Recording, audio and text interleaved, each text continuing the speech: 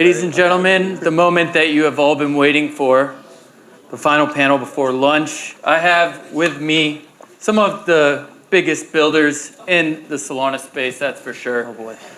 I don't know if you've met this person, but he was just on stage just one moment ago. I'll have him give a quick intro, name, company, and your role, and then just pass it down. Thank you. So I'm Leo, as you guys just heard about it. I work at AthensDAOx, and before that, I was actually working at Turbine, and I was a teacher. I taught Sturt in his first cohort. So yeah, pretty much I've been in the space for the last 2 years. So very excited to be talking about education right now. Cool. Yeah, I'm Jack. I work at Turbine. He was my teacher. I'm also CTO of a few other things that I'm building right now. I've been in Solana, I think we're 7 days away from exactly 3 years, and I think that's all of the things I'm supposed to say. Hi, my name is Voshi. I've been here a bit longer. It's now going to be full 4 years, a bit more.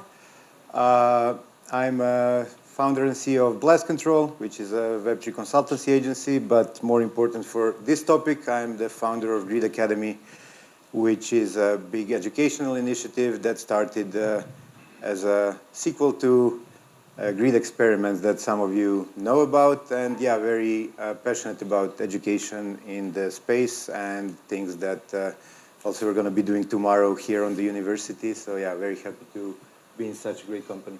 Wonderful. So for those of you that are, this panel is all about education and crypto. So we're going to cover it from everyone from people like your grandmother all the way to the highest tier level. And we want to make sure that everyone gets something out of this because it's absolutely essential for you to be educated in crypto. At least that's what I believe. My question to you all is, why do you think education is vital in crypto specifically as compared to other industries? I'm gonna start, and then we can go the other way around. So for me, it's so important because, first of all, I think about blockchain and crypto in general as a revolution.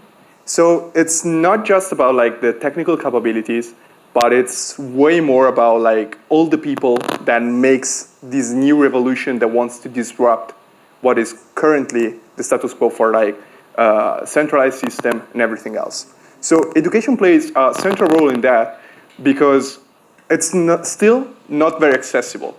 And if we want to really disrupt what is here right now, we need to onboard everyone, and we need to make sure they really, first of all, understand what's the baseline technology, and second of all, they understand that this is not just something technical, it's something that will change, it could possibly change the life of many of you here. Cool, yeah, I would kind of expound upon that in terms of like the barrier to entry / like this skill level you need to not just shoot yourself in the foot is higher than kind of anything else. Like even just having a wallet and managing a public key, like you can't just save that to your Apple passwords if you really want to be secure. You got to write it down on a piece of paper and hide it. I'm not going to say where I hide it, but hide it. And then, but on the other side, it's like what you can do with it is, with something like Metaplex, the possibilities are endless. And it's like you can do a bunch of different stuff, but you need to know how to do it to bring on this whole new revolution. I think that education in crypto is like a very wide term that, in my mind at least, is we can like split it in quite a few different things. The most important one, I think, for why it's different in crypto for a normal user is something that he touched on, which is because of the USPs of blockchain and crypto and the self-custody, there is like different ways of how you should be behaving to be secure and safe compared to anything that people are used to. And I think that's one of the biggest things about crypto education that's important. Because if we go back and just look at crypto as something that was supposed to disrupt the financial industry, introducing self-custody is something that opens way more, like being more secure and more private but you really need to learn how to do that properly. Otherwise, you're losing all of the benefits. So I think teaching people how to really treat their keys and how to behave, how to stay safe, is I think like one of the most important things that we still didn't pass, especially because I think most people that are not actively into crypto learn about crypto from hearing the kind of stories and things that are, you know, mostly financially driven and like you can get rich. And I know so many people that jump in without really understanding how to behave, how to stay safe. And then, like, other than that, there are other types of education, some that I think you guys are more involved with, which is how do we educate people to really build meaningful things on blockchain, how to teach developers what kind of possibilities this opens and so on. And of course, just like in general, I think most of us know a lot of people who still, when they hear crypto, just think about, you know, they heard about Trump, Bitcoin, this and that, and have no clue about the idea of blockchain technology with smart contracts that enables some crazy things they didn't even think about. That's great. Yeah, I think there's lots of different people who want to learn more about crypto, want to get more involved. I'm seeing a couple universities starting to offer courses available for people to dip their toes into the water. But what are some of the barriers that we're seeing today that are preventing people from getting that hands-on experience and kind of leading into building a career within Web3? You want to? Yeah, I guess we can keep moving it down. I think kind of echoing what I said before with like the public key, private key, like what are those? Is that my username and password? Why can't I just make my own private key and have that be my password? And that way I can remember it. And all of those things, like that's a pretty big barrier to entry. And that's why I'm a proponent of like the social sign-on kind of wallets where you have some things, Web3 auth capsule, et cetera, where it's like, hey, you can totally support Phantom Wallet and have the Web3 users be the Web3 users they want to be, but you can hit everybody else and even design your app differently if a user is using a custodial versus non-custodial wallet, et cetera. And if you have those users that are using social sign-on, is build your app in such a way that it actually like slowly but surely peels back the layers to the user and like allows them to unlock more and more complex stuff. So one of the companies that I'm working on right now, Trade Talk, we're basically just going to be doing on-chain like fantasy football / like daily fantasy, etc. And so the plan for like the Web3 users, we're going to have price charts, all these fun candlesticks, yada yada, that stuff that you know. But then to a normal user, it's like, okay, V1, yeah, you're just doing exactly what you're doing before.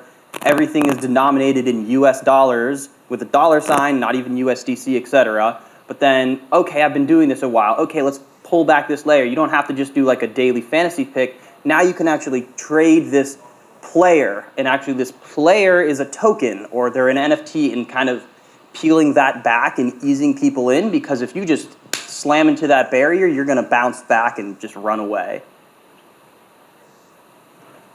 Yeah, like I sometimes do have a bit of a different take on how to approach new users and how the education about crypto should go. And I feel this idea of, you know, don't let them feel like they're using crypto is not something that I think it's the perfect way, because I feel like people often compare like blockchain with internet, right? Mm-hmm. And they go, you know, like we're still early, people at the beginning didn't know, but it was very easy to explain to people what that enables them and give them things that they could do because of it. And I think keeping those possibilities that blockchain opens to them hidden from them and them not understanding is maybe making more people like use it without them knowing, but I don't think they're actually being educated on the basics, which I would like to see a bit more present even in the apps that are trying to do that, right? And I do think that maybe not everybody needs to start and learn it all, but I do think being a bit more thoughtful about allowing those people a very nice and easy way to learn more on their pace. Like I do think a lot of dApps should have like a beginner like, you know, like a wizard that they go through step by step that I don't think a lot of them have. It's just like, even with the process you are explaining, with like peeling, I do feel like there's like some harder jumps than maybe there should be sometimes.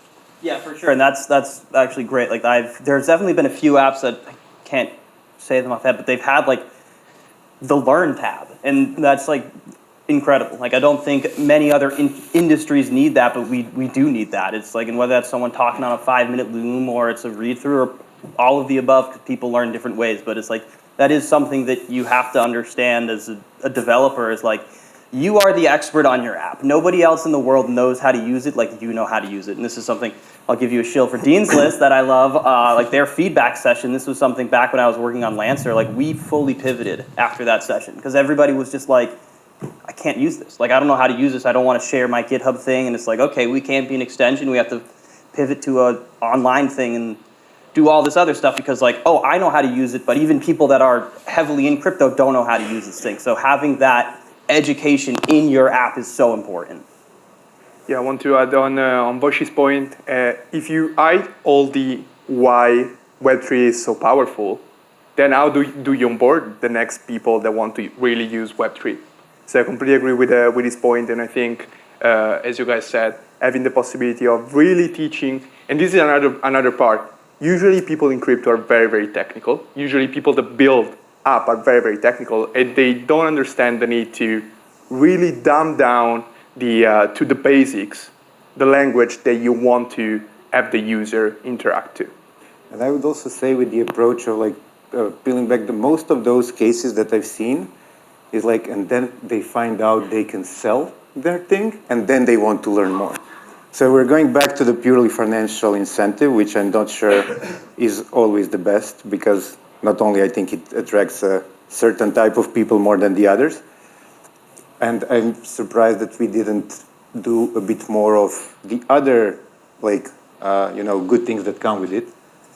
When you're talking about like selling, you mentioned gaming, right? Yeah. Like, why isn't the parallel with like Valve owning every asset you have there and Gaben being able to like turn off your account at any point being used more, right? Like that full proper ownership that nobody can take away. Mm-hmm. Now you can't even leave it to your son anymore. You know that? Like when new terms of service, when you die, your Steam account is like you should not be able to give it to anybody. You're not legal owner of it anymore. And they can still turn it off at any point while you own it with all of your skins and things like that. And people start talking about, gaming with blockchain. And everybody is, but they can sell it also there. Like the proper argument is a different one. And I think it then attracts people who prioritize things that are, I think, more important than the kind of people that are going to benefit our industry more. Yeah, so this is a great panel. A quick question for you, Vashi. Since we're talking about education, Greed Academy, one important thing that I believe we all agree on is the importance of hands-on experience within blockchain and crypto. And I'm curious, what is Greed Academy doing to help with that process? Because it's got a little bit of friction, but it sounds like you're embracing the friction as it's good to learn those roots, the foundation of it all. Yeah, so with the Greed experiments, the most of the audience were the people who are already, let's say, onboarded. And then when you're trying to educate them, it's a bit different, right? And our learnings that I think most of you already know from my previous talks is to get those people to actually participate in any education, you either need like some kind of a shock surprise moment or you need to incentivize them. Mm-hmm. And for those kind of people, we are trying to do just that, right? Like we are shooting out all of the bounties, like we are literally incentivizing people to be teaching their peers, giving grants for educational things and so on. But for complete beginners, which I'm very excited about, tomorrow us doing like a 5-hour course onboarding with the idea of people who are attending never touched the wallet before or not knowing anything, and walking out after with a set of wallet, understanding what the blockchain is, having made like a few basic transactions. That kind of audience, I think it's hard to find through our usual channels, right? Like on crypto Twitter, you're not going to be reaching that kind of people. So having the ability to come to a place like this, where these amazing guys organized such an event, where we are hoping to have a lot of students that are completely new, and reaching them in a way that I think is a better one. I'm very excited about that, and we hope to be able to do that on other conferences after, because I think that's possibly one of the easiest way for us to actually reach that kind of audience. Absolutely. Yeah. Or you were gonna. Yeah, I want to add that I love Grid Academy because one of the problems that we have is that crypto have a very big, steep curve to learn, but it's very, very sticky. So if you do onboarding correctly, like Grid Academy does, it's like you can incentivize just the first part where it's difficult, and then people are just gonna use it because they like it. And I don't know why, even in these cases, we feel incentivization definitely helps. That's why we have amazing partners for tomorrow, and everybody who passes the course tomorrow are going to walk away with some really nice things in their wallet. So, yeah. That's alpha. Write that down. Leo, speaking of Metaplex, what you are building, what you've already accomplished, often people enter Web3 because of the money. Let's keep it honest. It's a financial tool, but there's so much more that could be built on the blockchain. And it usually, even though it starts with the money, once you go down that rabbit hole, you recognize that there's many diverse tunnels of opportunities for growth. Are there any specific that you think is going to be an up and coming trend, that you think is something that might be an opportunity for a lot of the students here that are looking to get into a career but don't know exactly which ones are going to be the hot ones? What's your insight on that? So for sure, I think, as you said, financial incentives are very, very important. Like where there is money, there is a will. When there is a will, there is a product. And so it's right now the incentive model on blockchain are pretty much always only speculative. So I would like to, and I think we're coming there, to really, really have the possibility of like create value, financial value that is not speculative. So for example, before when we were talking about Metaplex, we talked about boxes. All this new real world asset stuff, it's very, very compelling because if you talk to, for example, a watch seller, they have an overhead cost that is very, very big. They earn very, very little money on each sale because, for example, even if you buy it for X amount and you sell it for like 10% more, you need to pay for insurance, you need to pay for the transport, you need to pay for all these different type of stuff. And then the next guy that owned the watch probably want to just sell it after. And so it's like all these micro tax that are needed because naturally you need to insure your watch when you ship it. You need to make sure that everything is right. Can really, really have a streamlined function in the blockchain by tokenization. So the tokenize everything that is right now a very, very hot topic, I think it's going to be the next big thing, both of NFT for real world asset, but even like meme coins. Meme coins are the embodiment of tokenizing attention. That is something that we strive, and it's very, very difficult to achieve. So I think like the idea of like tokenizing everything is going to be the next big thing. Yeah. Jack, do you?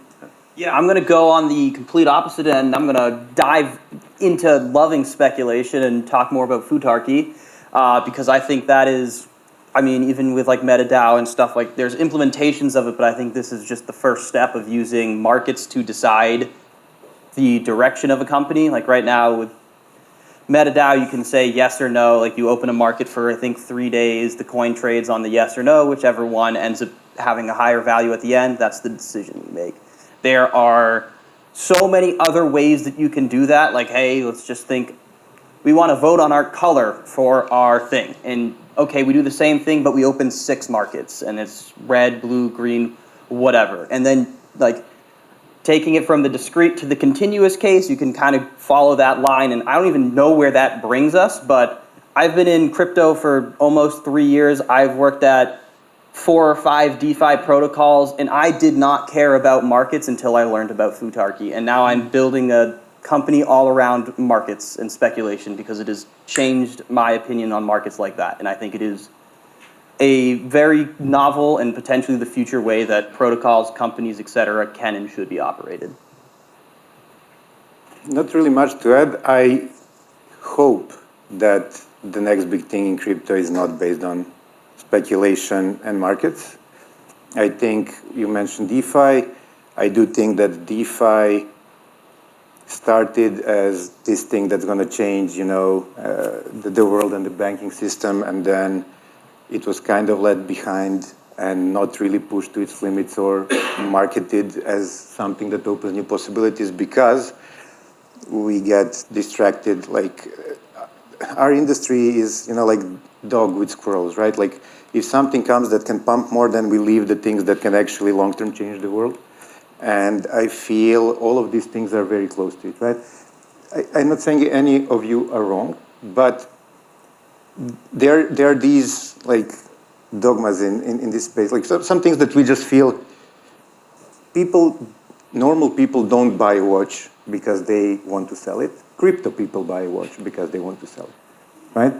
So we are not really affecting, it's normal for us, but it's not normal somewhere else. Yeah. The future key, have to admit, my feeling about it is that it still has a lot of manipulation and speculation, and I'm not fully sold on it, but I'm not deep enough into it to comment. But I really hope that the next big thing is something that I can go to, my mother and tell her, this is what blockchain enables you to do that changes your life in a better way. And I think none of those things affect the wide audience. So I don't know what the next big thing is. I'm horrible at predicting that. I'm fighting these meme coins for 2 years, as you know, as the stupidest thing that exists. And they keep being the next big thing every cycle. So I don't know, but I hope that it's something a bit more, wide, and it doesn't have to be 100x, but it can be something that changes somebody's life. And some of the things that I've seen, like being so deeply in Solana and working with all the projects, you're building this, building that, it was funny, you go to some of these countries that have high inflation, and you see that these people are purely like using crypto as a hedge against inflation. They're just like moving their salaries to USDT because by next month they double their salary and things like that.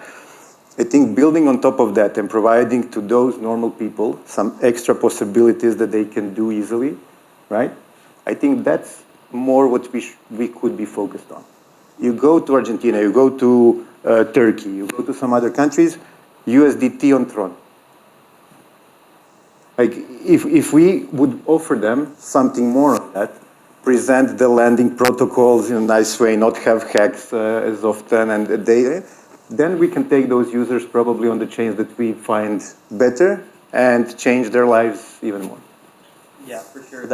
I agree that like stable coins and honestly talking, like I'm from America, you can probably tell from the accent, like people ask me, it's like, how is this going to change my life? And a lot of times it's like, honestly, you guys are probably going to be the last people to see. Like there's a lot of other, like we have a very established banking system. A lot of the world is pegged to the US dollar. Like there's a lot of benefits that Americans are getting that like most of the world does not have. And like a lot of Americans, we're very notorious for not thinking about like the world in America as different things, but they are. And like for people who, like as you're saying, this is actually changing people's lives. Like I can confidently hold on to my money and I know it's going to have the same value in a month. You've been able to do that in the United States for a while, but all the countries you've mentioned, plenty more, that's just not true. So yeah, I would say for sure. And Jack, I have a follow-up question. So there's a lot of people in this room right now that are just starting their entrance into crypto and Web3. Mm-hmm. And for all of us, we've had our moments where we've had those great successes. I'm sure we've also had some lows as well. But it all starts from the seedling of education. Us either educating ourselves or learning about what Web3 is, blockchain technology is in some way or another. Would you mind explaining what was your educational moment where you started going down that rabbit hole? And then how has that affected some of your moments of success? And then we'll ask that to you, Leo. Oh boy. As well. I have a very unique path into crypto.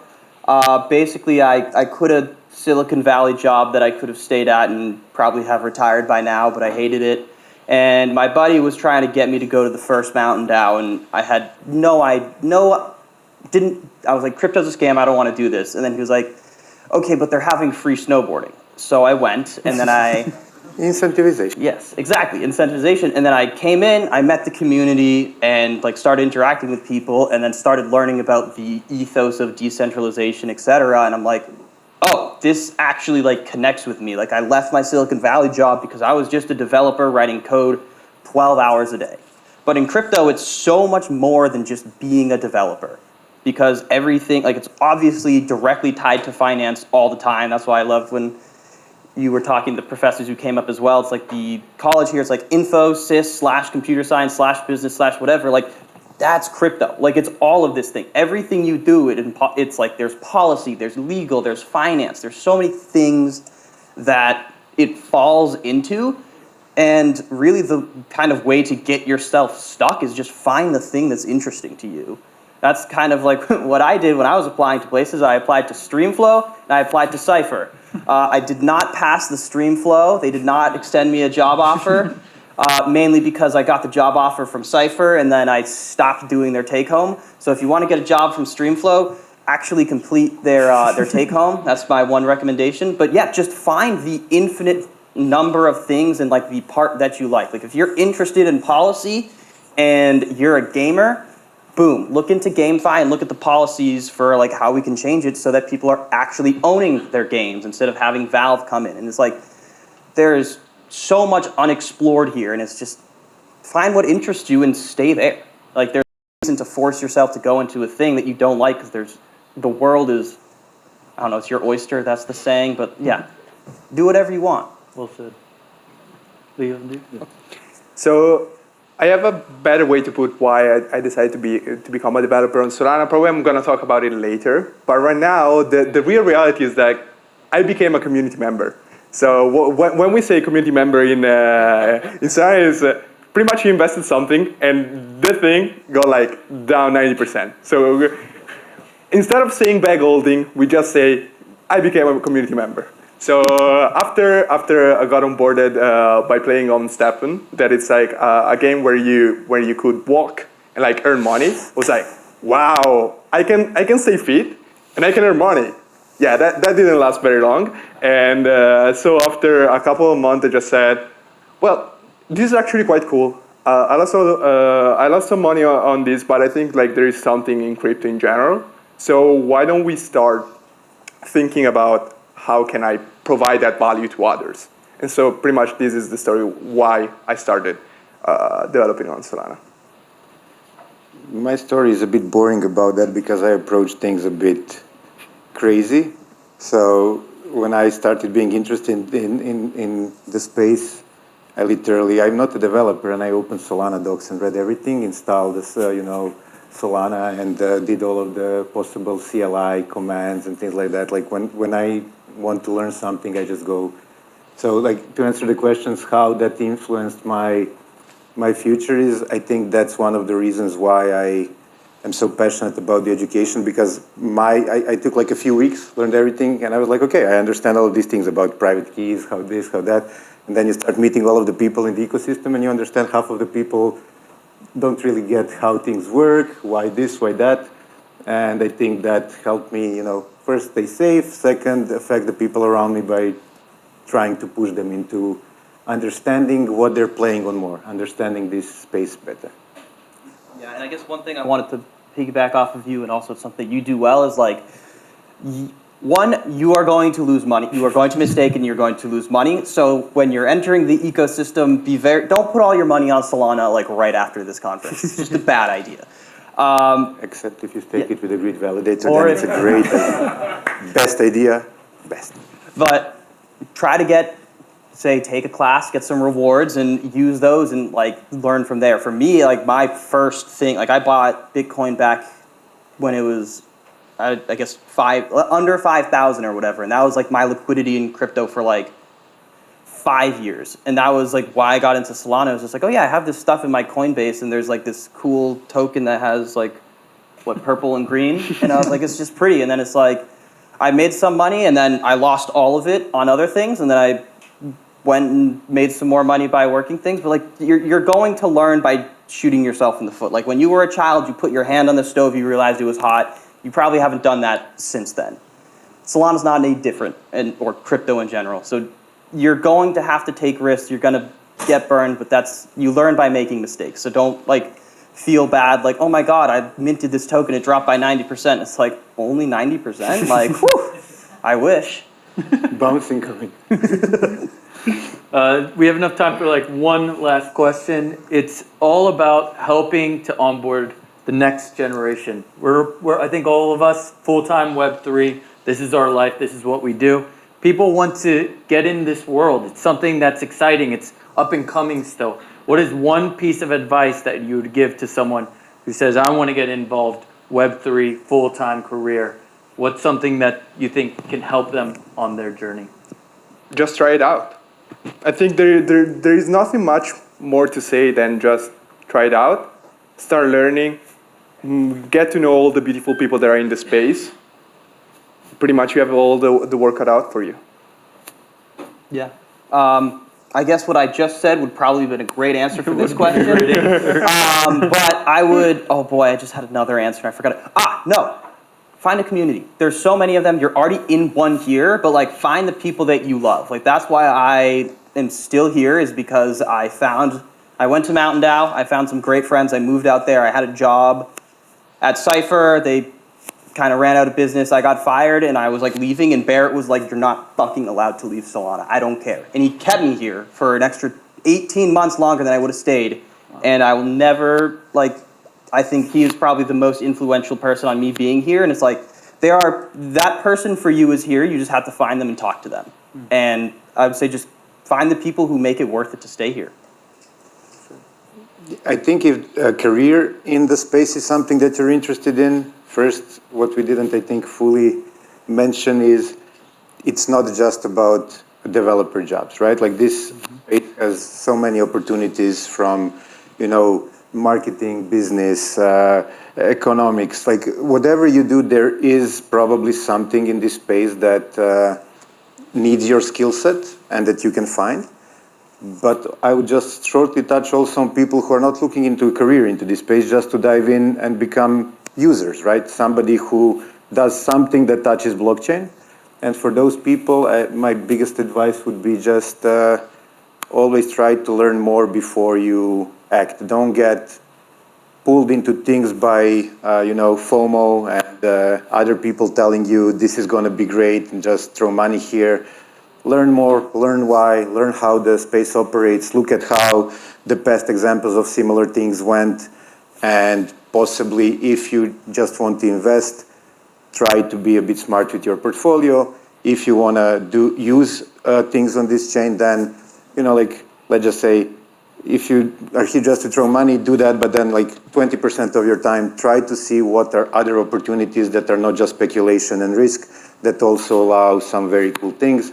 And I'm going to go back to the stable coins. If we have a lot of people that are new here, the lending rates of USD, CUSDT, like dollar-pegged coins on Solana, I think I was making 36% APY for the first months of this year, and now it's still 10. No bank is going to give you that in Europe. Just even if you want to start slowly, just move some money into that, not even anything speculative. There are tools and protocols that allow you to just very much beat other safe investments in the real world. And that's, I think, a very good and safe starting point to start learning more.